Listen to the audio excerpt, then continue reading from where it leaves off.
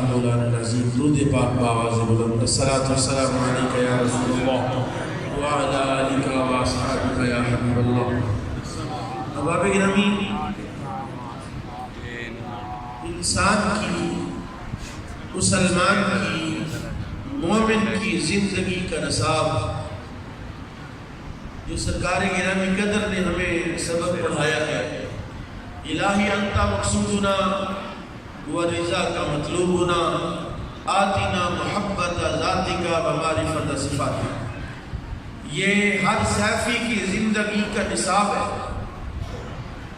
ہر مسلمان کی زندگی کا نصاب ہے کہ رب تعالیٰ کی ذات اور صفات کی معرفت۔ جناب سیدنا موسیٰ علیہ السلام نے رب تعالیٰ سے عرض کیا، رب ارنی انظر الیک، یا اللہ تو مجھے دکھا، میں تجھے دیکھنا چاہتا ہوں۔ رب تعالیٰ نے کہا لن ترانی، موسیٰ تو مجھے نہیں دیکھ سکتا، وَلَٰكِنِ انظُرْ إِلَى الْجَبَلِ، لیکن تو پہاڑ کی طرف دیکھ، فَإِنِ اسْتَقَرَّ مَكَانَهُ فَسَوْفَ تَرَانِي۔ جناب موسیٰ علیہ السلام نے پہاڑ کی طرف دیکھا جس پہاڑ پر رب کی تجلی پڑی تھی۔ جناب موسیٰ علیہ السلام کیا صحافی تھے؟ جناب موسیٰ علیہ السلام کو کیا ہوا تھا؟ فَلَمَّا تَجَلَّى رَبُّهُ لِلْجَبَلِ، جب پہاڑ پر رب کی تجلی پڑی تھی تو اس تجلی کی عکس کے ساتھ جناب موسیٰ علیہ السلام خرّ موسیٰ صعیدا، موسیٰ بے ہوش ہو کے گر گئے۔ جو بات میں کہنا چاہتا ہوں، جو جس مسئلے کی طرف میری توجہ ہے وہ میں وہاں لے جانا چاہتا ہوں آپ کو، اگرچہ اس کو کئی پہلوؤں سے دیکھا جا سکتا ہے۔ اس آیت کو اللہ تعالیٰ کی ایک تجلی ہے، ایک رب کی تجلی ہے جو آتی ہے پھر جاتی ہے۔ اللہ تعالیٰ نے اپنی تجلی فرمائی پہاڑ پر تو پہاڑ جعلہ دکا، پہاڑ ریزہ ریزہ ہو گیا، پہاڑ جو ہے وہ کالا سیاہ ہو گیا، دکا، وہ جل گیا۔ اب جب تجلی رب تعالیٰ کی پڑی پہاڑ پر تو پہاڑ جل گیا، موسیٰ بے ہوش ہو کے گر گئے۔ تو یہ اللہ کی ایسی صفت تھی جس کی تجلی آئی اور آ کے چلی گئی۔ رب تعالیٰ کی ایک تجلی آئی تھی اور آ کے کہاں چلی گئی؟ واپس چلی گئی۔ اب پہاڑ پر جائیں، اس پر لیٹ جائیں، اس پر سو جائیں، اب آپ کو وہ تجلی وہاں نظر نہیں آئی۔ ایک اور تجلی ہے رب تعالیٰ کی جو آئی تو ہے لیکن گئی نہیں۔ موسیٰ علیہ السلام کے لیے اللہ نے پہاڑ پر تجلی ڈالی، ایک لمحے کے لیے عکس پڑا اور وہ عکس پڑا ختم ہو گیا، چلا گیا، واپس ختم ہو گیا۔ اور ایک صفت ہے رب تعالیٰ کی، میں اسی پہاڑ کا ہی ذکر کروں گا۔ رب نے فرمایا لو انزلنا ھذا القرآن علی جبل لرأیتہ خاشعا متصدعا من خشیۃ اللہ، کہ اگر اس قرآن کو ہم پہاڑ پر رکھتے، پہاڑ پر نازل کرتے، پہاڑ ریزہ ریزہ ہو جاتا۔ پہاڑ کیا ہو جاتا؟ یہ پہلے تجربہ ہو چکا ہے نا، موسیٰ کے لیے تجلی آئی تھی تو پہاڑ جل گیا تھا۔ اب اللہ تعالیٰ نے کہا وہ بھی میری صفت کی تجلی تھی اور میرا قرآن بھی میری صفت ہے۔ یہ جو قرآن شریف آپ کو صحائف میں نظر آتا ہے، یہ جو قرآن پاک آپ کو الماریوں میں لائبریریوں میں نظر آتا ہے، یہ رب کی صفت ہے، یہ رب کی صفت ہے۔ لیکن وہ تجلی موسیٰ کے لیے آئی تھی، یہ تجلی مصطفیٰ کی امت کے لیے آئی تھی۔ وہ تجلی آئی تھی جناب موسیٰ کے لیے، آئی چلی گئی، لیکن یہ تجلی اب پہاڑ پر، پہاڑ زیادہ سخت ہے، یہ قلب مصطفیٰ زیادہ سخت ہے۔ اب پہاڑ کی بڑی طاقت ہوتی ہے جناب، پہاڑ پر بڑے زور زور سے بدان مارنے پڑتے ہیں، اس پر جناب دھماکے کرنا پڑتے ہیں، پھر وہ کہیں جا کے ٹوٹتا ہے۔ اللہ کہتا ہے میں قرآن اگر پہاڑ پر اتارتا تو پہاڑ ریزہ ریزہ ہو جاتا، لیکن یہ قرآن جب قلب مصطفیٰ پر اترا تو پھر کیا ہوا؟ یہ قرآن جب رسول پاک کے قلب انور پر اترا تھا تو پھر کیا ہوا تھا؟ رب تعالیٰ نے بتلایا لوگوں سنو، میرا قرآن میرے محبوب کا دل پہاڑ سے بھی زیادہ طاقتور ہے. اب کیا ہوا جب اللہ تعالیٰ کی صرف تجلی بن کر رسول اللہ کے قلب انور پر آئی، حضور نے دیکھا یہ تجلی تو بڑی عزیز ہے، یہ تجلی تو بڑی اعلیٰ ہے، اور یہ تجلی اگر میں سمیٹ لوں اور اس تجلی کو میں اپنی زبان کے ذریعے جو قرآن قلب مصطفیٰ پر آیا تھا وہ بزبان مصطفیٰ صحابہ کے سینوں تک منتقل ہوا ہے، اور وہ قرآن آج تک موجود ہے. اچھا، جس طرح وہ تجلی آئی اور چلی گئی، کیا یہ تجلی جائے گی کہ رہے گی؟ یہ جو قرآن شریف ہے آپ کے پاس، اللہ کا انعام ہے آپ کے پاس. میرے مرشد گرامی کہتے ہیں، سرکار مبارک کا فرمان ہے کہ یہ جو وظیفہ، یہ جو طریقہ ہمارا ہے وہ یہ بادشاہی کا طریقہ ہے، بادشاہی کا. اور میں کہتا ہوں قرآن بادشاہیاں بانٹ رہا ہے. قرآن کیا کر رہا ہے؟ میں ایک حدیث سناتا ہوں آپ کو، پھر میں اپنا مسئلہ پورا کروں. قرآن کریم، میرے کریم آقا نے ارشاد فرمایا، ان اللہ یرفع بہذا الکتاب اقواما ویدع بہ. اللہ تعالیٰ نے اس کتاب کے ذریعے قوموں کو عروج عطا فرمایا ہے. وَيَدَعُ بِهِ آخَرِينَ، اور جس نے قرآن کو چھوڑ دیا ہے اللہ نے اس کو ذلیل و رسوا کیا ہے، پستیوں میں ڈال دیا ہے. اب آئی اس مسئلے کی طرف کہ وہ تجلی جو پہاڑ پر پڑی تھی آئی اور چلی گئی، اور یہ قرآن بھی ایک وقت آئے گا چلا جائے گا. میرے کریم آقا نے ارشاد فرمایا ہے قرب قیامت میں کیا ہوگا؟ یہ صحیفے موجود رہیں گے، یہ جلدیں موجود رہیں گی، یہ صفحات موجود رہیں گے، یہ کاغذ موجود رہے گا، لیکن کوئی آئے گا اس کو جلد کو کھولے گا، اندر کوئی کلمہ، کوئی لفظ کوئی موجود نہیں ہوگا. پھر لوگ پچھتائیں گے یار کیا ہوا ہمارے ساتھ، اب کہاں سے ڈھونڈے قرآن کو؟ اب میں نے اپنے بچے کو قرآن پڑھانا تھا، میں نے قرآن پڑھنا تھا، قرآن کو الماریوں سے اٹھا لیا گیا ہے. اے اللہ کے بندے، وہ تجلی جو پہاڑ پر پڑی تھی موسیٰ کے لیے وہ فوراً چلی گئی، اور یہ تجلی مصطفیٰ کے سینے پر پڑی ہے، قلب مصطفیٰ پر پڑی ہے. رسول اللہ نے اس کو روک لیے ہے امت کو فیضیاب کرنے کے لیے. اور اب آئیے میں آپ کو لے آیا ہوں ایک مقام پر، میں یہاں لے آیا ہوں آپ کو کہ میں آپ کو اپنا مسئلہ سمجھا سکوں. اس کا مطلب یہ ہے کہ میرے قریب آقا امام الانبیاء صلی اللہ علیہ وسلم نے امت کے فائدے کے لیے جو چیز بھی آئی اس کو روک لیا. امت کے فائدے کے لیے جو چیز بھی رب تعالیٰ کا فیض آیا، معراج کی رات رب نے اپنا فیض عطا فرمایا رسول اکرم صلی اللہ علیہ وسلم کو. قرآن کہہ رہا ہے ما ذاق البصر وما طغى ما كذب الفؤاد وما رأى. قرآن کہہ رہا ہے آنکھ نے جب کی اور دل نے جو آنکھ نے دیکھا دل نے جھٹلایا نہیں ہے. آئیے میں آپ کو بتاتا ہوں کہ وہ کیا شے تھی، وہ کیا شے تھی. وہ شے تھی جو میری سرکار آج بانٹ رہی ہے. وہ شے میں آپ کو بتلاتا ہوں.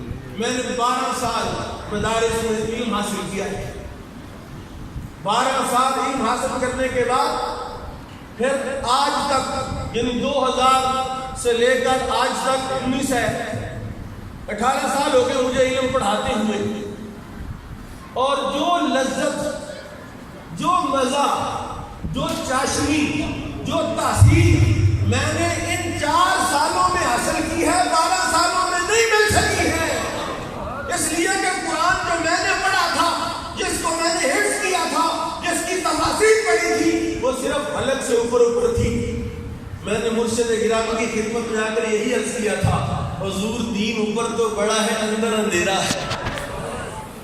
اندر کوئی شے نہیں، اوپر سے تو میں مفتی ہوں، اندر کوئی شے نہیں جاتی ہے.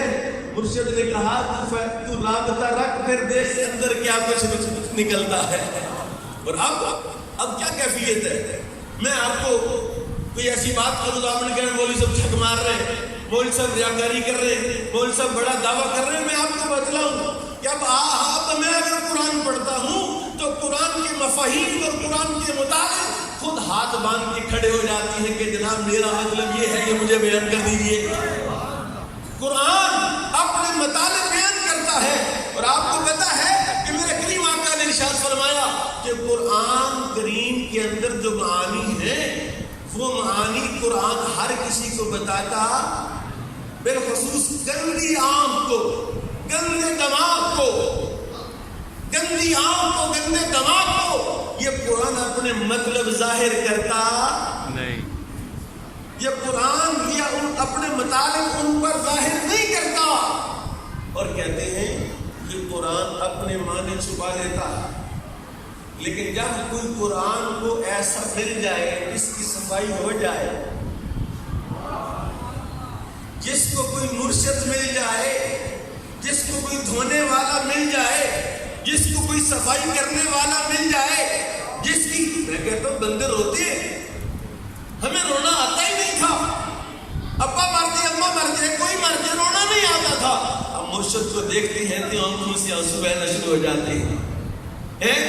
اور کائنات میں 7 سمندر ہیں، یہ 7 سمندر بندے کو پاک نہیں کر سکتے، آنکھ کا ایک قطرہ جتنا پاک کرتا ہے بندے کو، اتنا 7 سمندروں کا پانی پاک نہیں کر سکتا ہے۔